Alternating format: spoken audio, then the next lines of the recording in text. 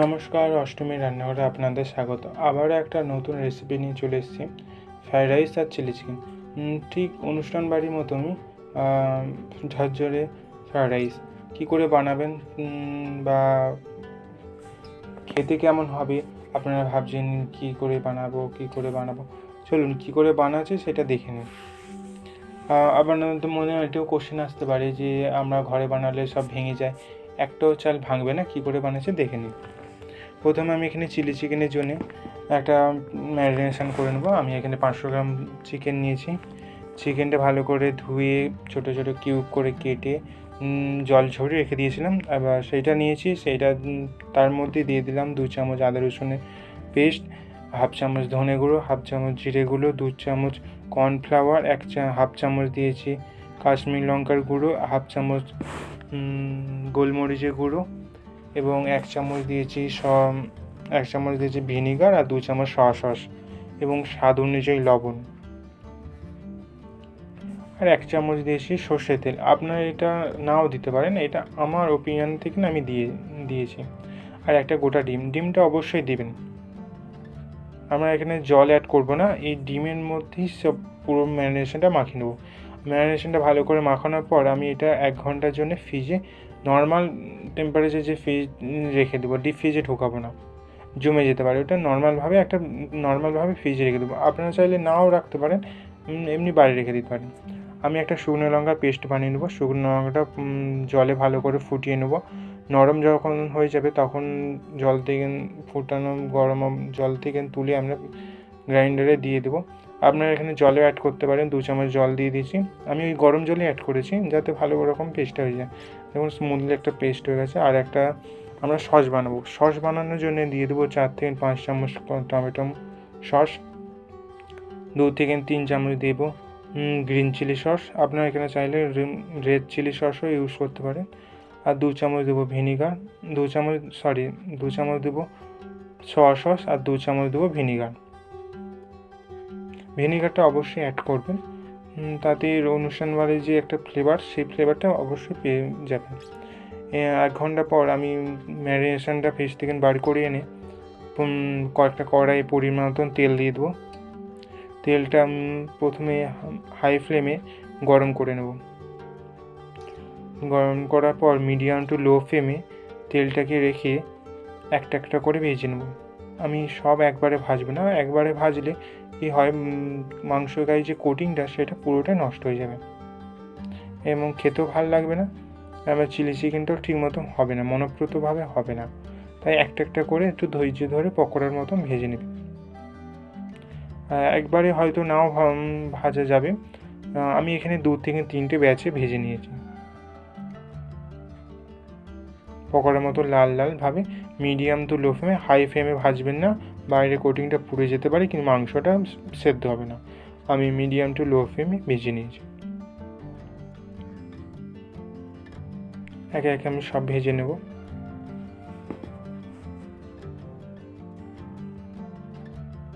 দেখুন কত সুন্দর হয়েছে, বাইরেটা ক্রিসপি আছে, ভেতরটা মাংসটা পুরোটাই সেদ্ধ হয়ে গেছে, হাত দিয়ে ভাঙা যাচ্ছে। এবং আমি এক্সট্রা যে তেলটা আছে সেই এক্সট্রা তেলটা তুলে নেব।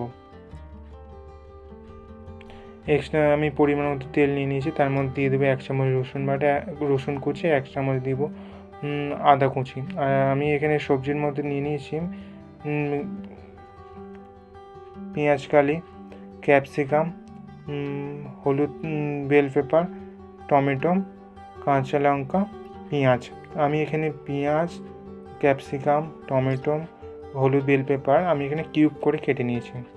প্রথমে দিয়ে দিলাম রসুন আর আদা কুচি, দেওয়ার পর দিয়ে দিলাম প্রথমে পেঁয়াজ কালিটা একটু দেরি হয় ভাজতে, তাই এটা প্রথমে দিলাম।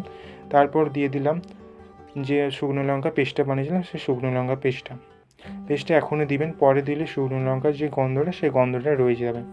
তারপর সেটা ভাজার পর দিয়ে দিচ্ছি ক্যাপসিকাম, হলুদ, বেল পেপার, পেঁয়াজ এবং কাঁচা লঙ্কা আমি এখানে দানাটা বাদ দিয়ে আমি নিয়েছি। কাঁচা লঙ্কাটা যদি আপনারা না চান তাহলে আপনারা নাও দিতে পারেন। ভালো করে এখানে আমি ভাজছি কিন্তু হাই ফ্লেমে, আমি মিডিয়াম টু লো ফ্লেমে ভাজি না, এবার পুরো গ্যাসের ফ্লেমটা হাই করে রেখেছি, যাতে পেঁয়াজ থেকে বা ক্যাপসিকাম থেকে যে জলটা বেরোবে সঙ্গে সঙ্গে যাতে শুকিয়ে যায়, কেন জলটা যদি রয়ে যায় সেটা পুরোটাই নরম হয়ে যাবে। তার মধ্যে দিয়ে দিলাম, বেশি ভাজার দরকার নেই, 2 থেকে 3 মিনিট ভাজার পরই তার মধ্যে দিয়ে দিলাম আগে মাংস যেগুলো পকোড়া করে ভেজে নিয়েছিলাম সেগুলোকে 2 থেকে 3 মিনিট নাড়ার পর তার মধ্যে দিয়ে দেবো যে সসটা বানিয়েছিলাম সে সস এবং স্বাদ অনুযায়ী লবণটা অবশ্যই আপনারা দেখে দেবেন, কেন সস আছে। আর মাংসটা আমরা তো আগে নুনে সরিয়ে নিয়েছি পকোড়ার মতন। তার মধ্যে দিয়ে দেবো চিনি এবং লাস্টে দিলাম টমেটো। আমি এখানে জুসি করব চিলি চিকেনটা, তাই আমি এখানে একটু পরিমাণ মতন জলটা একটু বেশিই দিয়েছি। আপনারা চাইলে জল নাও অ্যাড করতে পারেন, কিন্তু যদি প্রয়োজন হয় তাহলে অল্প করে অ্যাড করবেন। আমি একটু ভালো করে ফুটিয়ে নেব। আর অন্যদিকে আমি একটা পেস্ট বানিয়ে নেবো কর্নফ্লাওয়ারে, জল দিয়ে এবং 2 চামচ কর্নফ্লাওয়ার দিয়ে ভালো করে গুলে নিচ্ছি। আমি এখানে জল দেওয়ার পর ভালো করে ফুটিয়ে নেব আগে।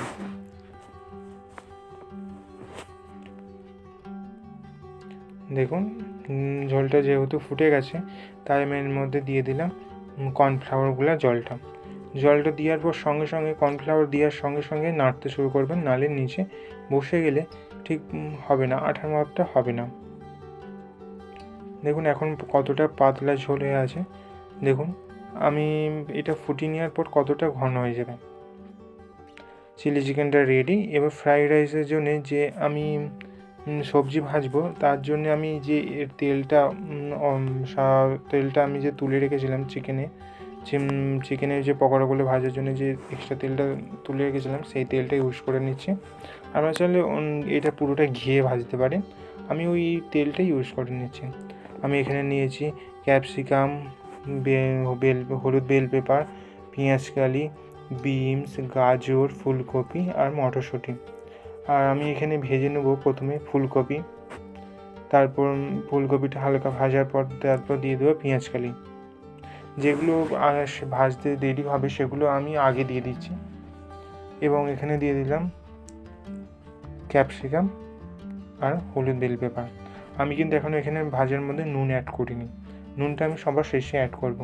এখন যদি নুন অ্যাড করি এর মধ্যে যে জলটা ছেড়ে দেবে তখন এটা পুরোটাই ঘন্ট হয়ে যাবে, তা আমি এটা নুনটা লাস্টে অ্যাড করব। আর ক্যাপসিকাম দেওয়ার পর আমি একটু বেশি ভাজিনি, আমি অল্প করেই ভেজে নিয়েছি। এরপর দিয়ে দেবো লবণ দেওয়ার পর অল্প একটু ভাজার পরে দিয়ে দেবো আগে থেকে ভিজিয়ে রাখা কাজু কিশমিশ। আপনারা চাইলে পুরোটাই ঘিয়ে ভাজতে পারেন আলাদাভাবে, আমি এর মধ্যেই ভেজে নিচ্ছি। এবার ভাতটা কী করে করবেন, এইটা একবার স্লিপ করবেন না, একবার প্রথম দেখে নেবেন। একটা হাঁড়ির মধ্যে জল নিয়েছি, জল নিয়ে আমরা প্রথমে দিয়েছি সাদা তেল, তার মধ্যে দিয়েছি তেজপাতা, লবঙ্গ, দালচিনি, গোলমরিচ এবং শাহজিরে। এবং আমি এখানে 1 কিলো চাল যে রান্না করব, তাই আমি পরিমাণ মতো লবণ দিয়ে দিচ্ছি। জলটা ভালো করে গরম করে নেব। তাই আমি কিন্তু ভাজার সময় বিনস, গাজর আর মটরশুঁটি কিন্তু আমি দিইনি, আমি ওগুলো সেদ্ধ করব। তাই প্রথমে বিনসটা দিয়ে দিলাম, বিনসটা একটু দেরি হবে সেদ্ধ হতে, তাই আমি প্রথমে বিনস দিলাম। বিনসটা দেওয়ার 2 মিনিট পর দিচ্ছি গাজর আর মটরশুঁটি।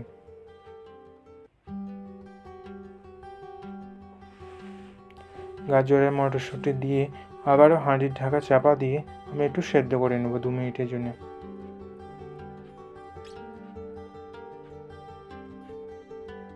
দেখুন জলটা কত টকবক করে হচ্ছে, ফুটে গেছে। আমি এবার এগুলো সব প্রায় সেদ্ধ হয়ে গেছে 70%। এরপর চালটা দেবো। আমি এখানে চালটা নিয়েছি ইন্ডিয়া গেটের চাল 1 কিলো। আমি সেটা 2 ঘন্টার জন্য আগে থেকে ভিজিয়ে রেখেছিলাম। আপনারা যখনই এই ফ্রায়েড রাইস বা বিরিয়ানি যখনই করবেন অবশ্যই আগে থেকে চালটা ভিজিয়ে রাখবেন। আর এখানে একটা টিপস হলো, অনুষ্ঠান বাড়ি বা রেস্টুরেন্টে আপনারা যে ফ্রায়েড রাইস খান সেটা কতটা ধবধবে সাদা, এই সাদাটার একটা টিপস আছে। সাদাটা ফ্রেশ আনার জন্যে আমি জলে দিচ্ছি পাতিলেবু, চাইলে আপনারা এখানে ভিনিগারও অ্যাড করতে পারেন, কিন্তু আমি ভিনিগার দিইনি, পাতিলেবুই দিয়েছি। পাতিলেবু দেওয়ার পর ভাতটা পুরোটাই সাদা হয়ে থাকবে। আমি তারপর ভাতটা সেদ্ধ করে নিয়েছি, 70% সেদ্ধ করে নেওয়ার পর আমি ফ্যানটা ঝরিয়ে নেব। আমি কিন্তু কোনো চুবড়ি বা ঝাঁকার মধ্যে ভাতটা তুলে ঝাড়বো না। আমি যেরকম নর্মালি ভাত ফ্যান ঝেড়ে নেয়, আমি সেভাবেই ফ্যানটা ঝেড়ে নিচ্ছি। ঝেড়ে নেওয়ার পর দেখুন ভাতটা কতটা ঝরঝর হয়েছে। এরপর আমি প্রথমে দিয়ে দিচ্ছি ঘি, তারপর দিয়ে দিব বিরিয়ানি মশলা। আমি বাজার থেকে নর্মালি একটা বিরিয়ানি মশলা বললেই আপনি পেয়ে যাবেন, এর কোনো ব্র্যান্ড বা করে না, একটা নিয়ে এলেই হবে। তার মধ্যে দিয়ে দেবো ধনে পাতা এবং ভেজে রাখা সব সবজিগুলো, এবং ফ্রাইড রাইস একটু মিষ্টি হয় তাই উপরে দিয়ে দেবো চিনি এবং অল্প পরিমাণে লবণ। আমরা ভাতে লবণটা অ্যাড করেছিলাম, তাই অল্প পরিমাণে দিলাম। একইভাবে ভাতে হাঁড়ির ঢাকাটা দেওয়ার পর আমি ভাতটা একটু নাড়িয়ে নিচের ভাতটা উপর দিকে করে নিয়েছি। করে নেওয়ার পর একইভাবে উপর থেকে ঘি, লবণ, চিনি, বিরিয়ানি মশলা, ধনে পাতা এবং ভেজে রাখা সব সবজিগুলো একইভাবে প্রত্যেক যতখানি আপনারা চাইবেন অল্প অল্প করে পুরোটা এরকম নেচে পাটকে পাট দিয়ে দিবেন। দেখবেন পুরো ভাতটাই ইজিলি হয়ে যাচ্ছে। এই দেখুন আমার পুরো মিক্স করা হয়ে গেছে, ভাতটা একটুও চাল ভাঙেনি, পুরোটাই ঝরঝরে আছে। আর একটা ফ্লেভার আনার জন্যে, খুব সুন্দর ফ্রাইড রাইসে একটা ফ্লেভার আনার জন্য দিয়ে দিচ্ছি প্রথমে 2 চামচ গোলাপ জল, 2 চামচ কেওড়া জল। এইটা ভালো না, আপনি নাও দিতে পারেন, নর্মালি এটা করতে পারেন, কিন্তু আমি এটা অ্যাড করেছি রেস্টুরেন্টের মতো ফ্লেভারটাও বা অনুষ্ঠান বাড়ির মতো গন্ধটা একটু না হলে ফ্রাইড রাইসটা ঠিক জমবে না, তাই ওপর দিয়ে দেওয়ার পর ভাতটা উপরে পুরোটা ছড়িয়ে দিলাম। তারপর হাঁড়ির ঢাকনা দিয়ে 5 মিনিটের জন্য রেখে দেবো।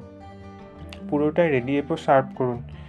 রেসিপিটা যদি ভালো লেগে থাকে অবশ্যই চ্যানেলটিকে লাইক, কমেন্ট, শেয়ার এবং সাবস্ক্রাইব করবেন। আপনারা যারা ফেসবুক থেকে দেখছেন অবশ্যই ফলো করে দেবেন। আর কেমন হলেও কমেন্ট করে জানাবেন, আপনারা বাড়িতে বানাবেন কেমন কমেন্ট করে জানাবেন। ধন্যবাদ।